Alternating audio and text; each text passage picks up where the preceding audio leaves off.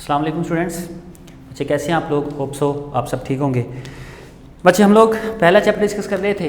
इससे पहले हमने दो स्टेप डिस्कस कर लिए थे, अंडरस्टैंडिंग अ प्रॉब्लम और डिफाइनिंग अ प्रॉब्लम। आज हमने थर्ड स्टेप डिस्कस करना है। थर्ड स्टेप हमारे पास है जी प्लानिंग अ सोल्यूशन। इसमें हमने क्या करना था, हमने प्रॉब्लम अंडरस्टैंड कर ली थी, अब हमने प्रॉब्लम के सोल्यूशन प्लान करने हैं। सो प्रॉब्लम के सोल्यूशन, प्लानिंग का सोल्यूशन या प्रॉब्लम का सोल्यूशन होता क्या, जरा देखते हैं। कहते हैं आफ्टर एनालाइजिंग अ प्रॉब्लम, जब आप प्रॉब्लम को एनालाइज कर लेते हो। एनालाइजिंग क्या होता है, हमने पहले भी डिस्कस किया था। एनालाइज करना होता है प्रॉब्लम को डीकम्पोज कर देना, सब पार्ट्स में, छोटे छोटे पार्ट्स में डिवाइड कर देना। जब हमने प्रॉब्लम देखी, प्रॉब्लम को एनालाइज कर लिया, छोटे छोटे पार्ट्स में डिवाइड कर लिया। डिवाइड करने के बाद हम क्या करते हैं, हम उसका सॉल्यूशन या प्लान फॉर्मुलेट करते हैं। मीन जो प्लान, जिस प्लान से हमने अपनी प्रॉब्लम को रिजॉल्व करना है, उसको फॉर्मुलेट किया जाता है, जो क्या करता है, दैट में lead towards the solution of a problem, जो हमें प्रॉब्लम के सॉल्यूशन की तरफ लेके जाता है। अब इसको रिजॉल्व करने के लिए, प्लानिंग सॉल्यूशन को प्लान करने के लिए हम कुछ स्ट्रेटजीज अडॉप्ट करते हैं। वो स्ट्रेटजीज कौन सी होती हैं, कौन कौन सी स्ट्रेटजीज को यूज करते हुए हम अपनी प्रॉब्लम के सॉल्यूशन को प्लान करते हैं, वो जरा स्ट्रेटजीज देखते हैं। हमारे पास बेसिकली 4 स्ट्रेटजीज होती हैं। 4 स्ट्रेटजीज हैं जो यहाँ पे हम डिस्कस करेंगे। पहली है जी divide and conquer rule. Divide and conquer rule है। उसके बाद गेसेस हैं या check and improve the solution. उसके बाद एक्ट इट आउट है। एंड फोर्थ वन और लास्ट स्ट्रेटजी हमारे पास है प्रोटोटाइप। अब ये स्ट्रेटजीज कैसे क्या करती हैं, कैसे इसको अडॉप्ट करते हैं, कैसे इसको परफॉर्म करते हैं, जरा इनको तफसील से देखते हैं। पहले हम डिस्कस करते हैं जी फर्स्ट वन, पहली स्ट्रेटजी डिवाइड एंड कंकर। डिवाइड एंड कंकर रूल होता क्या है एक्चुअली, जरा देखते हैं इसको विद एग्जांपल। हम इसको डिस्कस करते हैं। कहता है इस स्ट्रेटजी में हम क्या करते हैं, we divide large problem into small part. Divide and conquer rule में क्या होता है, हमारे पास एक लार्ज प्रॉब्लम है, उस लार्ज प्रॉब्लम को हमने क्या कर देना है जी, स्मॉल पार्ट्स में डिवाइड कर देना है, छोटे छोटे हिस्सों में डिवाइड कर देना है। अब अगर हम इसकी एक एग्जांपल लेते हैं छोटी सी, इसको वाया एग्जांपल डिस्कस करने की कोशिश करते हैं, सॉल्व करने की कोशिश करते हैं जी। इमेजिन करें हमारे पास प्रॉब्लम है। एक प्रॉब्लम क्या है जी, हमने बेसिक कैलकुलेटर डेवलप करना है। प्रॉब्लम क्या है जी, basic calculator.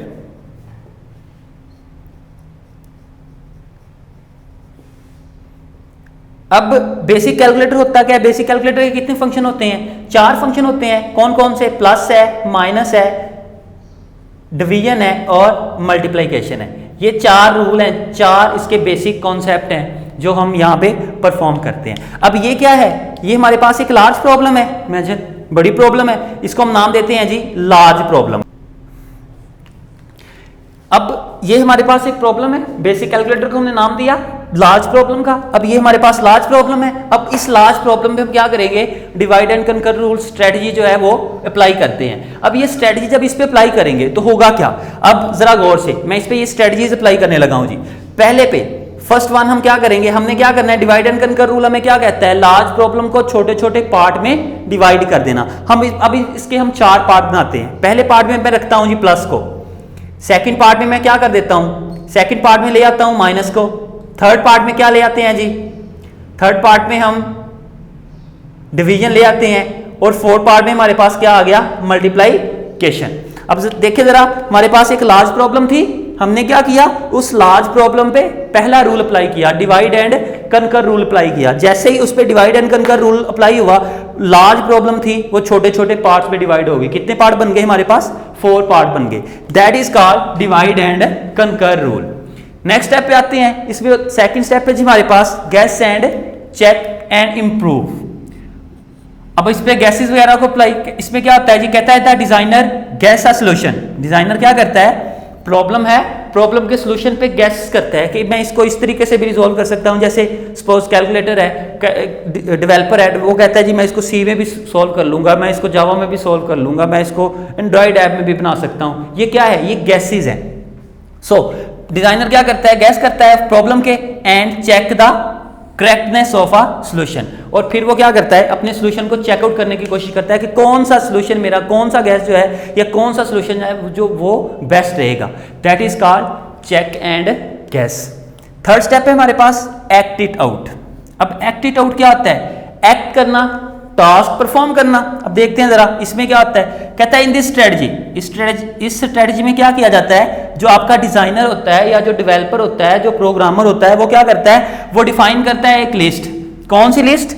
To do list. To do list मेरा बेटा वो लिस्ट होती है जो उनसे टास्क आपने परफॉर्म करने हैं, उसको हम क्या कहते हैं, is called to do list. Mean third step में एक्ट इट आउट में क्या होगा, हमने प्रॉब्लम देखी, लार्ज प्रॉब्लम, उसको डिवाइड कर लिया।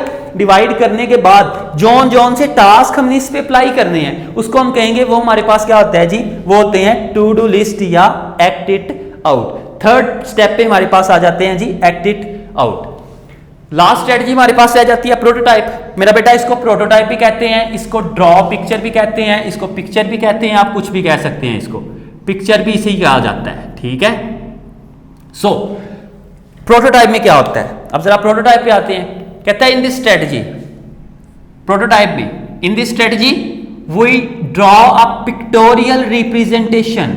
हम इसमें क्या करते हैं, पिक्टोरियल रिप्रेजेंटेशन बनाते हैं। मतलब हमने प्रॉब्लम देखी, प्रॉब्लम आ गई हमारे पास, हमने उसको डिवाइड भी कर लिया, उसकी लिस्ट भी तैयार कर ली। अब वो जो लिस्ट तैयार की है उसको हमने एक पिक्चर्स की फॉर्म में रिप्रेजेंट करना है। ये जो पिक्टोरियल रिप्रेजेंटेशन होती है, पिक्चर्स की फॉर्म में अपनी प्रॉब्लम को रिप्रेजेंट करना होता है मेरा बेटा, इसको हम कहते हैं फ्लो चार्ट। इसको क्या कहा जाता है जी, इसको क्या बोला जाता है, फ्लो चार्ट। वो इंशाल्लाह हम नेक्स्ट लेक्चर में उसको डिस्कस करेंगे। अब प्रॉब्लम बन गई, उस प्रॉब्लम को हमने क्या करना है, पिक्टोरियल रिप्रेजेंटेशन करनी है, उसकी मतलब उसके फ्लो चार्ट्स ड्रा करने हैं। फ्लो चार्ट जो होते हैं ये प्रोग्रामिंग की सबसे पहली टेक्निक होती है। इससे पहले एल्गोरिदम भी होते हैं, कुछ लोग कहते हैं पहले एल्गोरिदम ड्रा किए जाते हैं, कुछ लोग फ्लो चार्ट को ड्रा करते हैं, लेकिन जो सबसे बेस्ट सोल्यूशन होता है वो पहले एल्गोरिदम लिखना होता है, आफ्टर दैट पिक्टोरियल रिप्रेजेंटेशन या फ्लो चार्ट होता है।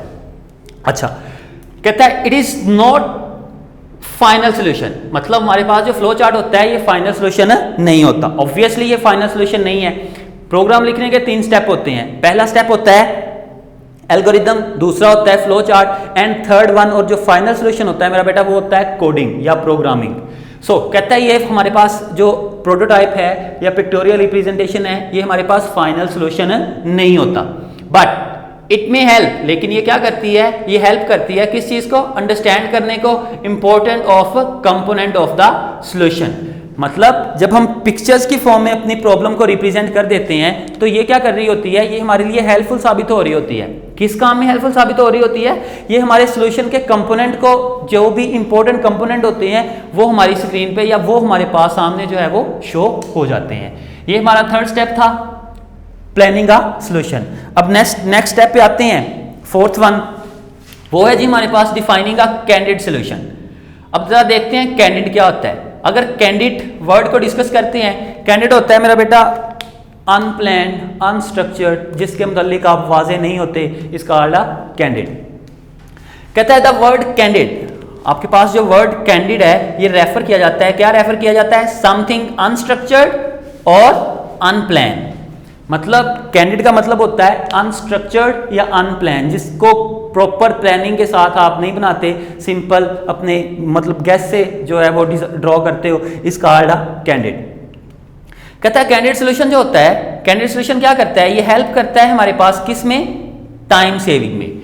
जब हम कैंडिडेट सॉल्यूशन ड्रॉ कर लेते हैं, इट मीन हमारा टाइम जो होता है वो सेव होता है, मतलब वो हमारे टाइम बचाने के लिए हेल्पफुल होता है।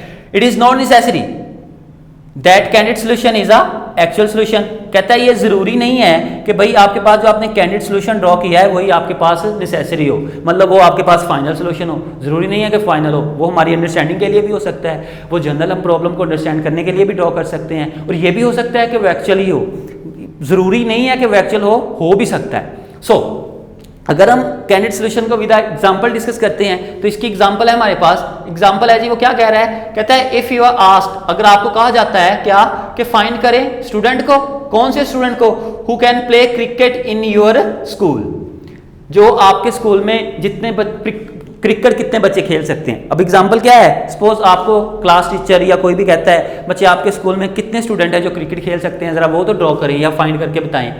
कहता है यू कैन एस्टिमेट। तो अब इसके सोल्यूशन पे आते हैं जरा। अब आप क्या करोगे, आप एस्टिमेशन करोगे इसकी, क्या क्रिकेट प्लेयर को फाइंड करने के लिए आप क्या करोगे, आप अपनी क्लास में सबसे पहले प्लेयर फाइंड आउट करोगे। सपोज इमेजिन कर लेते हैं। अब क्लास में प्लेयर हमने फाइंड आउट कर लिए। अब सपोज एक क्लास है 50 की क्लास है, उस क्लास में जब हमने देखा कि बच्चे क्रिकेट कितने खेल सकते हैं, तो वो सपोज 10 बच्चे क्रिकेट खेल सकते हैं जी, ठीक है। अब एक क्लास थी, क्लास में कितने बच्चे क्रिकेट खेल सकते हैं? 10। अब 10 बच्चे एक क्लास से आगे, इस तरह बाकी क्लासेस को आप देखोगे, जितनी भी आपके पास टोटल क्लासेस हैं, अब उन 10 को आप क्लासेस से मल्टीप्लाई कर दोगे। सपोज हमारे स्कूल में जी क्लासेस हैं 10 को 10 से मल्टीप्लाई किया तो 100 आ गया। तो अब ये जो 100 हमारे पास सोल्यूशन आया है, ये क्या है? ये कैंडिड सोल्यूशन है, प्रॉपर सोल्यूशन तो नहीं है, एक्चुअल सोल्यूशन तो नहीं है, ये हमारी एस्टिमेशन है, हम एस्टिमेट कर रहे हैं, हम अपना अंदाजा लगा रहे हैं, that is called candid solution. इसके अलावा और भी इसके सोल्यूशन हो सकते हैं, जैसे कि क्रिकेट के प्लेयर ही आपने फाइंड आउट करने हैं, आप हर क्लास में जाकर क्रिकेट के प्लेयर फाइंड आउट कर सकते हैं, ठीक है। आप वैसे एक टूर्नामेंट करवा सकते हैं, उसमें देख सकते हैं कौन कौन से बच्चे क्रिकेट खेल सकते हैं। मतलब इसके डिफरेंट सोल्यूशन हैं। तो ये सारे के सारे जो सोल्यूशन होंगे, इन्हें हम क्या कहेंगे? That is called a candid solution. In this way कहता है जो सोल्यूशन आपके पास आएगा उसे आप क्या कहोगे? वो सोल्यूशन हमारे पास क्या कहलाएगा? Candid solution. मतलब ऐसा सोल्यूशन जो अनस्ट्रक्चर्ड है, अनप्लान है, प्लानिंग करके हमने सोल्यूशन नहीं बनाया, जस्ट एस्टिमेशन के जरिए हमने जो है वो सोल्यूशन उसका क्रिएट किया, is called a candid solution. बच्चे ये था हमारा आज का टॉपिक। इंशाल्लाह कल हम डिस्कस करेंगे फ्लो चार्ट को। तब तक के लिए अल्लाह हाफिज़।